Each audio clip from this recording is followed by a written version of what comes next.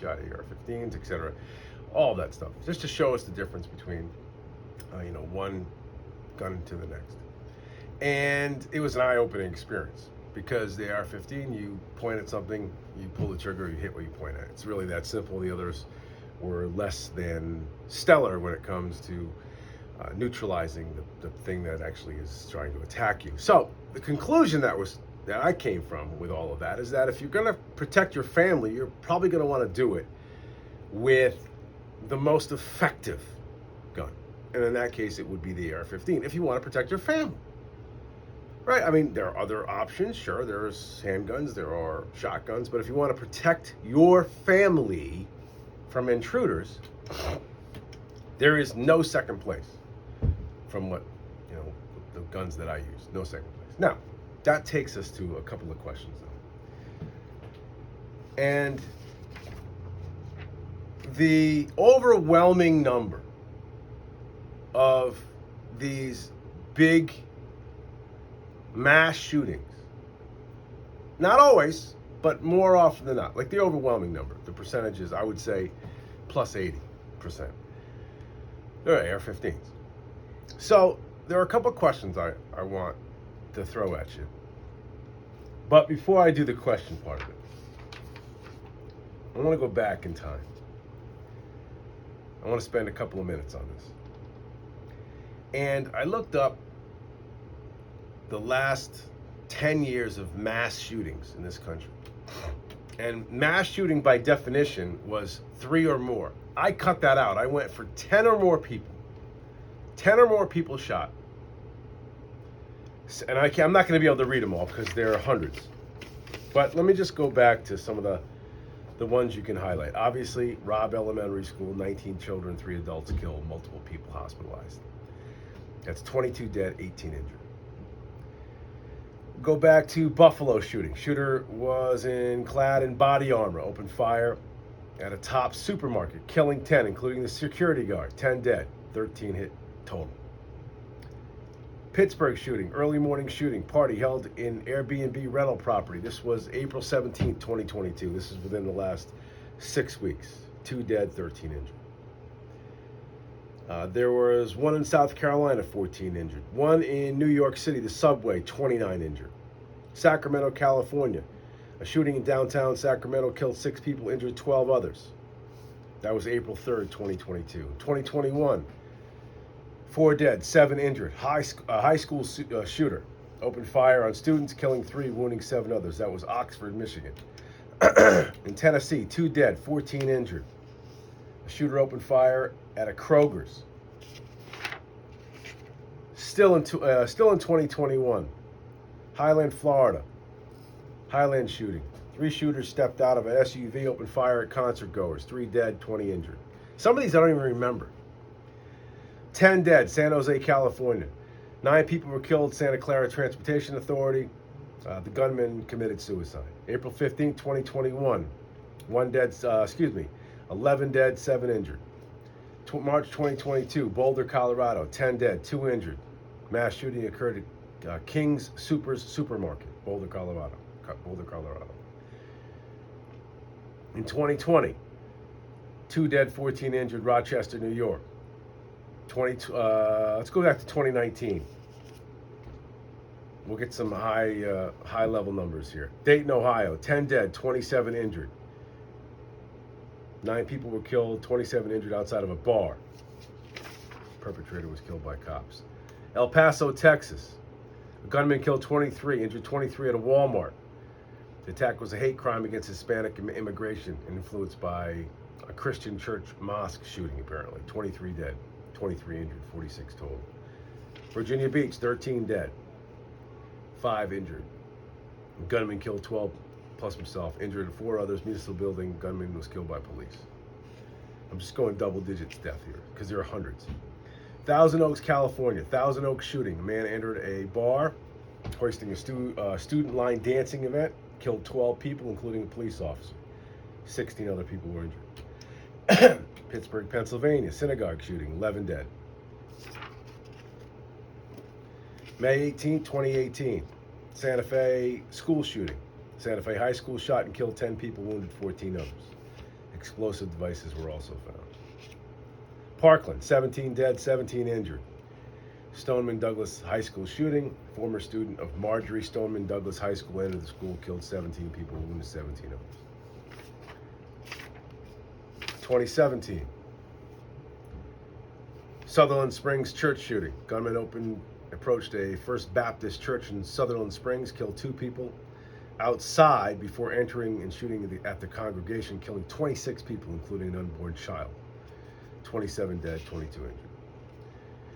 Las Vegas, the mother of them all, 61 dead, 411 injured. That came in October 1st, 2017. We still don't have any answers on that one, by the way. A man on the 32nd floor of a hotel opened fire on a country music festival outside, killing 60, injuring 867 others, with 411 of them suffering gunshot wounds. 2016, Orlando, Florida, 50 dead, 58 injured. Orlando nightclub shooting. A gunman killed 50 people, wounded 53 others. I don't remember it being 50, but now I go back, it's a lot. San Bernardino attack. A married couple opened fire and husband colleagues at workers' training event. They killed 14 people, injured 22 before being killed in a shootout with police. Rosenberg, Oregon, 10 dead at a college campus. College shooting. Just looking for double-digit deaths. There's hundreds of these. 2013, September 16th, Washington, D.C., Navy Yard. Gunman entered a Navy SEAL System Command headquarters in Washington Navy Yard, and with a civilian contractor pass, he killed 12, injured 8. Go all the way back to Aurora, Colorado, 12 dead, 70 injured at the movie theater. The list goes on and on and on. Okay. So, this is not something that's just happening in the last couple of weeks. We've been on here for a long time talking about this. Here's my question. And these are completely just throwing it out there.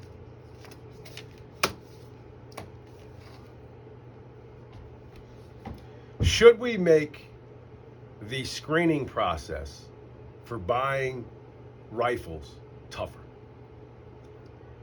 I could say the same with handguns. Handguns kill more people than rifles. I understand that. But should we make the process, because this is what the Democrats want, should we make the process tougher?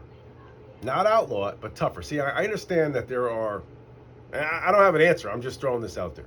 Like, I don't have any, like I told you in the beginning of this segment, if you want to defend your family, the best gun to buy is an AR-15, period. You point at what you point at, it hits it. But should we make it tougher? Is it too easy? And what kind of restrictions should we put on it? Should there be an age restriction? Or should there be a certain level, higher level of clearance that an 18-year-old needs to wade through than, let's say, a 25-year-old or a 30-year-old? Don't know. I'm asking the question. Should there be more stringent red flag laws for people under 25?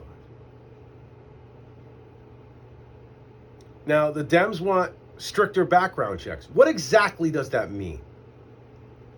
I don't have an answer for that. Like, what is it that they want to do? I know what they want to do, but they're not going to get the guns. Okay? That's not happening. But with the laundry list that I just read, something is amiss. Right? Something is wrong. We can scream mental health, absolutely. We can scream all these other different ancillary parts of this. No question. I agree. Complete study on why this is happening in such a overwhelming rate. Loneliness, people are upset, people are bummed out, people are depressed. What is it? What's the reasoning behind it? I don't know. Should there be minimum mandatories for any gun crime? I've been saying this for years. You use a gun in the act of a crime, you're done. What do you bring a gun to a liquor store holdup for? Well, because in case you, maybe want to kill someone. See, here's the problem. Here's what people on the progressive side of the aisle don't understand. And those of us on the right, we get it. Okay? Listen very closely. This next sentence is vitally important. The real problem is government cannot be trusted ever. Ever. This government, no matter who's in charge, can never, ever be trusted. If you look at the history of this planet, there have been nations that have slaughtered their own people, their own civilians. Slaughtered them, their own citizens, to the tune of tens of millions. Stalin starved out his own people.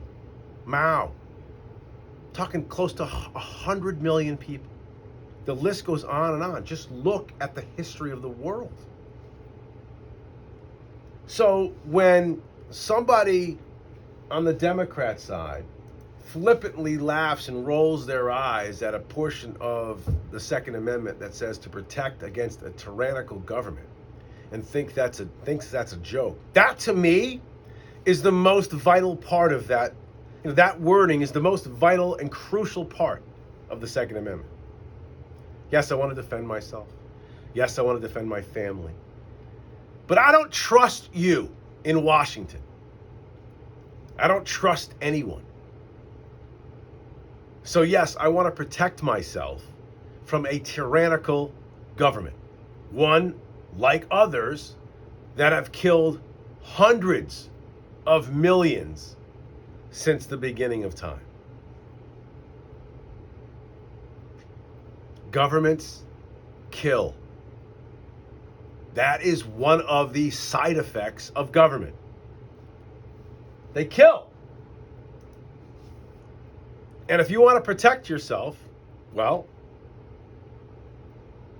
you have to be armed. And again, eyes will roll from the progressive left. Well, what are you going to fight against a nuclear weapon or a tank? Overwhelming force. Overwhelming numbers. Plus, most of the law enforcement people, they're on your side. So with all that being said, without giving ground, what plan does the Republican right have against what we watch almost weekly now? What plan? What do they say? What will they do? What can they do? What are they willing to do? I'm going to take a quick break. When I come back, I'm going to play something. It's like a minute and a half long, but it was sent to me over the weekend. And I know it was sent in good faith, but it's a podcast. Okay? And inside the 60 seconds or 70 seconds I'm going to play for it is partially what gives everybody on this side of the aisle a bad name, that a crazy wild look in their eyes. All right, we'll do that when we come back in just a second. Welcome back. It's the first day, almost, well, it's the last day of May, but almost, it's the first day of summer, really. We'll be back.